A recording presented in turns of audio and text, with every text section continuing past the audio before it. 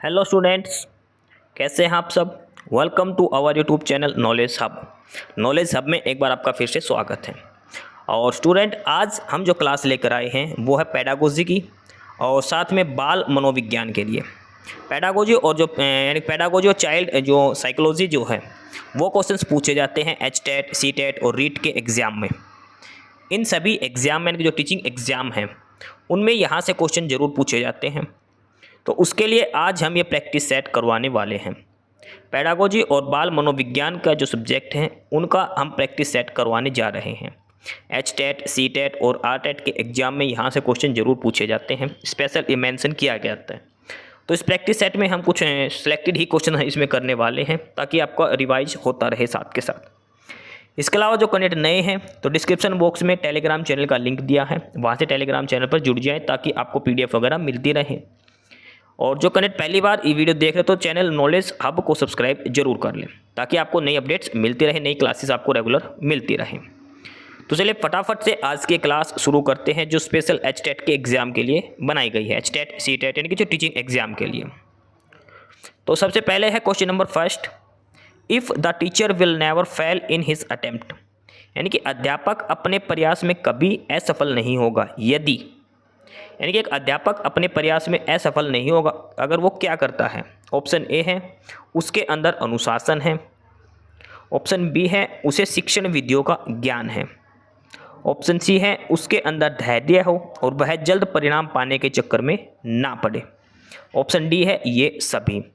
देखो, देखने में तो लग रहा है कि सभी ऑप्शन इसका सही होगा, लेकिन इसका जो करेक्ट आंसर है वो है कि उसके अंदर धैर्य हो और वह जल्द परिणाम पाने के चक्कर में ना पड़े। क्योंकि उसको पूछा है कि जो टीचर जो अपना जो प्रैक्टिस करता है, जो अटेम्प्ट देता है, जो बच्चों को सिखाता है, वो कब सफल होगा। तो सफल तभी होगा जब उसके अंदर धैर्य होगा, बच्चों को आराम से समझाएगा और वो जल्दी रिजल्ट पाने की कोशिश ना करे। ठीक है, ये सारी चीज़ें इतनी ज़्यादा मैटर नहीं करती जितना ऑप्शन सी पर ये दिया गया है। तो इसका करेक्ट आंसर हो जाएगा ऑप्शन सी, उसके अंदर धैर्य हो और वह जल्द परिणाम पाने के चक्कर में ना पड़े। नेक्स्ट है क्वेश्चन नंबर 2।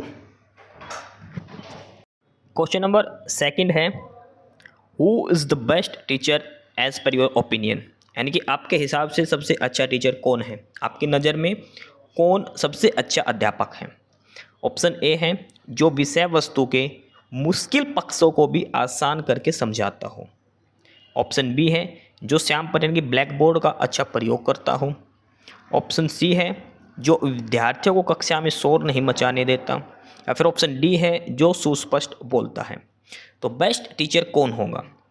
तो बेस्ट टीचर जो होगा वो होगा कि जो किसी भी सब्जेक्ट की जो हार्ड चीज़ें हैं उनको आसानी से समझा सके, कोई भी टॉपिक हो उसको आसानी से बच्चों को जो समझा सके, वो बेस्ट टीचर होता है।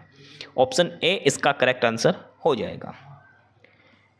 इसके बाद नेक्स्ट है क्वेश्चन नंबर 3। और क्वेश्चन नंबर 3 क्या है, टीचर फॉर द स्टूडेंट, शिक्षक छात्र के लिए क्या होता है, यानी कि शिक्षक की छात्र के लिए क्या भूमिका होती है। पिता की स्थिति में होता है, माता की स्थिति में होता है, मित्र व हितैषी की स्थिति में होता है, या फिर सभी। तो जो शिक्षक होता है वो एक छात्र के लिए मित्र और उसके हितैषी की स्थिति में होता है। हितैषी यानी कि जो उसके फायदे के लिए सोचता है। तो एक अध्यापक हमेशा एक स्टूडेंट के हमेशा हितैषी की स्थिति में होता है, उसके भलाई के बारे में सोचता है। तो ऑप्शन सी इसका करेक्ट आंसर हो जाएगा, मित्र व हितैषी की स्थिति में होता है। अगला है क्वेश्चन नंबर 4। और क्वेश्चन नंबर 4 जो दिया है वो है कि what is the teachers quality that separates him from other businesses, शिक्षक का वह गुण जो उसे अन्य व्यवसायों से अलग करता है, कौन सा गुण है, यानी कि एक अध्यापक के अंदर कौन सी क्वालिटी है जो अलग अलग जो बिजनेसमैन हैं उनसे अलग रखती है उसको। अध्ययनशीलता, भाषण देने में निपुणता, कर्मठता, या फिर ये सभी। तो देखो, भाषण देने में निपुणता ये कोई क्वालिटी नहीं होती टीचर की, कर्मठता का कोई मतलब नहीं है। वो जो पहला जो ऑप्शन है अध्ययनशीलता, अध्ययनशीलता एक वो गुण है जिसके कारण एक अध्यापक अन्य व्यवसायों से भिन्न होता है। तो इसका करेक्ट आंसर हो जाएगा ऑप्शन ए। ऑप्शन ए इसका करेक्ट आंसर हो जाएगा, अध्ययनशीलता। उसके बाद अगला है question number 5। Students who constantly ask questions in the class, जो छात्र कक्षा में निरंतर प्रश्न पूछते रहते हैं उन पे क्या होना चाहिए? उन्हें दंडित किया जाना चाहिए, यानी कि उनको पनिशमेंट दी जानी चाहिए। ऑप्शन बी है उन्हें कक्षा के वाद विवाद में भाग लेने हेतु प्रोत्साहित किया जाना चाहिए। ऑप्शन सी है प्रश्नों का उत्तर स्वयं ढूंढने के लिए प्रोत्साहित किया जाना चाहिए।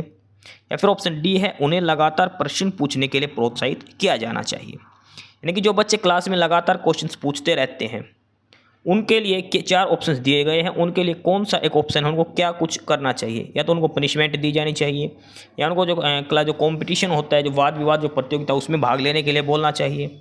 उनको कहा जाए कि आप उत्तर खुद ढूंढो, या फिर उनको ये कहा जाए कि आप लगातार प्रश्न पूछते रहो। अच्छी बात है। तो इस चीज़ के लिए जो सबसे अच्छी जो बेस्ट है इसमें, और वो ये है कि उन्हें लगातार प्रश्न पूछने के लिए प्रोत्साहित किया जाना चाहिए। लगातार प्रश्न पूछने के लिए प्रोत्साहित का मतलब है कि जितना क्वेश्चन पूछेंगे उतनी ही जिज्ञासा उनमें बढ़ेगी, और जो जिज्ञासा बढ़ेगी तो अपने आप नई नई चीज़ों का अध्ययन करेंगे, तभी तो प्रश्न पूछ पाएंगे। नहीं तो इसका ऑप्शन डी है वो इसका करेक्ट आंसर हो जाएगा। अगला है क्वेश्चन नंबर 6।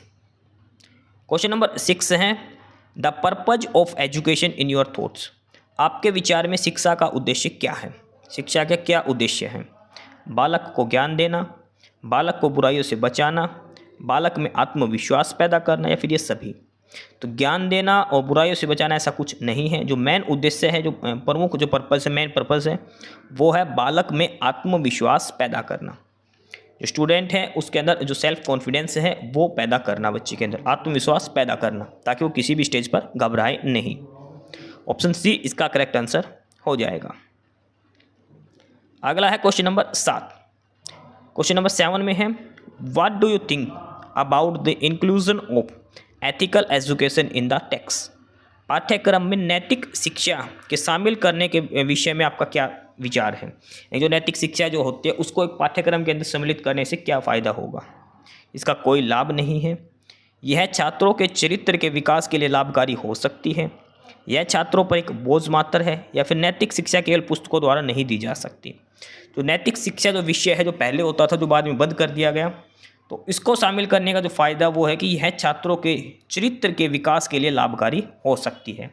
एथिकल जो वैल्यूज़ होते हैं उनके बारे में एक स्टूडेंट समझ पाएगा, बच्चे, इससे उनके चरित्र का जो करेक्टर है उसमें विकास होना संभव है। ठीक है, ऑप्शन बी इसका करेक्ट आंसर हो जाएगा। यह छात्रों के चरित्र के विकास के लिए लाभकारी हो सकती है। नैतिक शिक्षा की बात हो रही है यहाँ पे। अगला है what is education in your thought. आपके विचार में शिक्षा क्या है? साक्षर बनाने का साधन, एक राष्ट्रीय कर्तव्य है, मानव का संस्कार रूपी अवधारणा है, या फिर समाज सुधार का साधन और माध्यम है? तो एजुकेशन का जो मेन पर्पज है शिक्षा का, वो है समाज सुधार का साधन और माध्यम है। समाज को जो सुधार का उसका एक मीडियम है, समाज को सुधारने में सहायता होती है शिक्षा। शिक्षित लोग ही एक अच्छे समाज का निर्माण करते हैं। ठीक है, तो ऑप्शन डी इसका करेक्ट आंसर हो जाएगा क्वेश्चन नंबर 8 का। आगे है क्वेश्चन नंबर 9।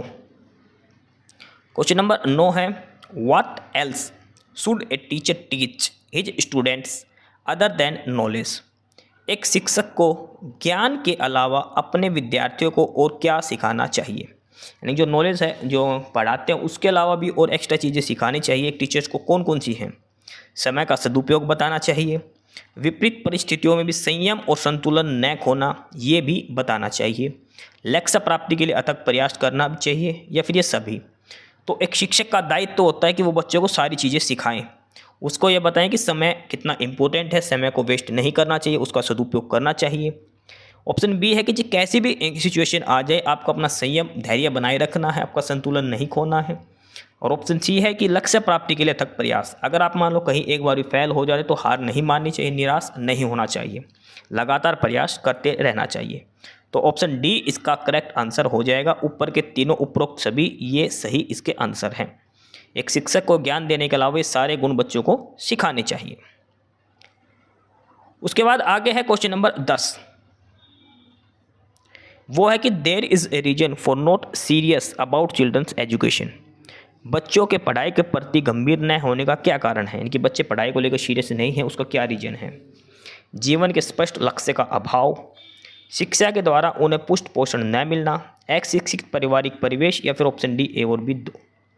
तो बच्चों के पढ़ाई के प्रति गंभीर ना होने का जो मुख्य कारण है, जो उनका जो स्पष्ट लक्ष्य जो है, जीवन का लक्ष्य है, उसके बारे में उनको नहीं पता। इसके अलावा उनके जो शिक्षा के द्वारा उन्हें पुष्ट पोषण न मिलना, उनको सेटिस्फेक्शन नहीं होना। तो ऑप्शन डी जो है, ए और बी दोनों, ये इसका करेक्ट आंसर हो जाएगा। ए और बी ये दोनों इसका करेक्ट आंसर हो जाएगा। तो ये है जो 10 क्वेश्चन ही आज हमने इसमें करे हैं पेडागोजी और चाइल्ड साइकोलॉजी के। काफ़ी इंपॉर्टेंट हैं, जो खासकर जो टीचिंग का एग्जाम होता है, सीटेट एचटेट एग्जाम में ये क्वेश्चंस पूछे जाते हैं टीचिंग एग्जाम के लिए। तो ये प्रैक्टिस सेट आप करते जाइए, और अगर क्लास का रिव्यू अच्छा होता है तो हम और भी क्लासेस इसकी अपलोड करते रहेंगे। फिलहाल ये एक प्रैक्टिस सेट आपके लिए डाला है पेडागोजी और बाल मनोविज्ञान का, ठीक है। और ये हमारा चैनल है, इसका डिस्क्रिप्शन बॉक्स में लिंक दिया है टेलीग्राम का, वहाँ से आप इसकी PDF भी ले सकते हैं। साथ के साथ यूट्यूब पर भी आपको इस चैनल को सब्सक्राइब कर लीजिए ताकि नई अपडेट्स आपको मिलती रहें। तो फिलहाल यही था आज की इस क्लास में।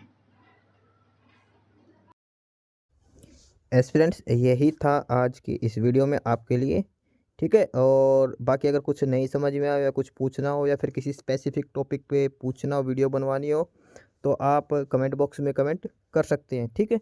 बाकी आप हमारा चैनल नॉलेज हब को सब्सक्राइब जरूर करें, अपने फ्रेंड्स को रिकमेंड करें, और वीडियो को लाइक करें, शेयर करिए, जुड़े रहिए हमारे साथ।